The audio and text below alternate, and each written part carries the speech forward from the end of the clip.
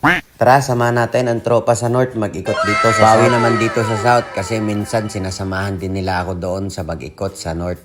Dito nga nakita natin si Almar, tuwang-tuwa, presko pa, bago malaspag.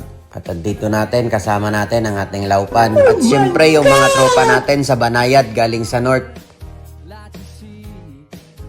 At dito nga nagsimula na kaming pumadyak. Grabe talaga yung mga padyak nila. Parang nagmamadali. Yung padyak na wala nang bukas. Bakit nga ba sila nagmamadali lagi ano?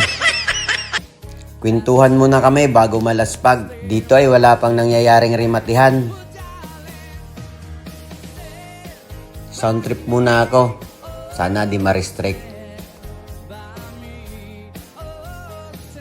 At dito nagsisimula ang lahat at may nagtrangko. Unti-unting bumibilis yung trangko. Abay sabi nga kinsi-kinsi lang yung takbo. At parang napansin namin pabilis na pabilis ang padyak. Umagwat ako dito ng konti. Konti lang naman. Para mahabol namin yung nasa unahan nagtatrangko.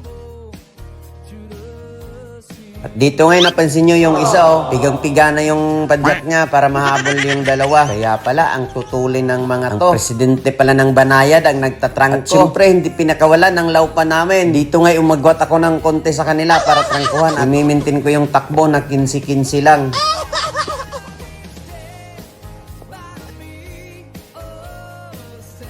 At nakita namin ang Family Mart. Dito muna kami maghahapunan. Mag-agahan pala. Umaga pa pala. Parang nalaspag na ata ako sa kinsi-kinsing dalahan nila. Dito ngayon may nakita tayong tropa. Isang teammate natin, si Master Dexter. Idol ko din to pagdating sa patag. Napakatulin at napakabilis na ito magdala sa patag.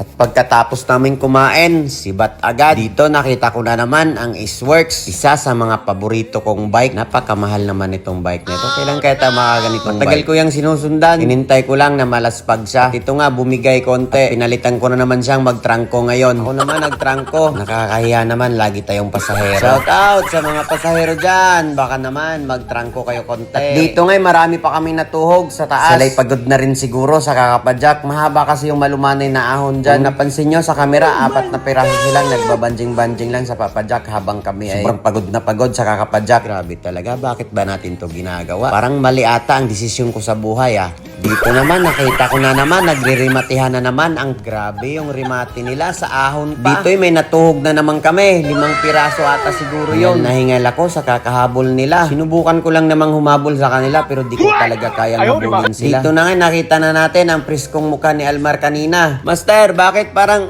bakit Master? Bakit? Anong nangyari Master Almar?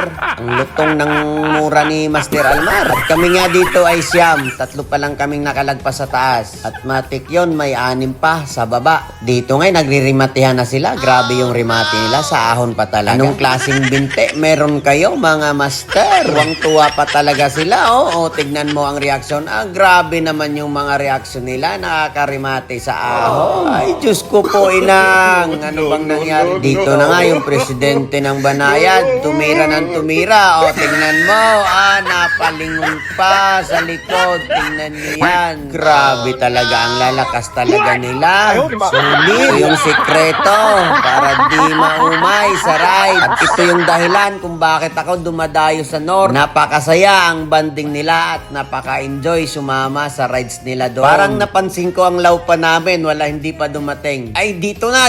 Gumagapang na ang laupa namin. Grabe naman tong laupa namin. Siyempre, nagpapaubaya kasi may mga dayo galing sa North. Picture muna kami sa priskong mukha.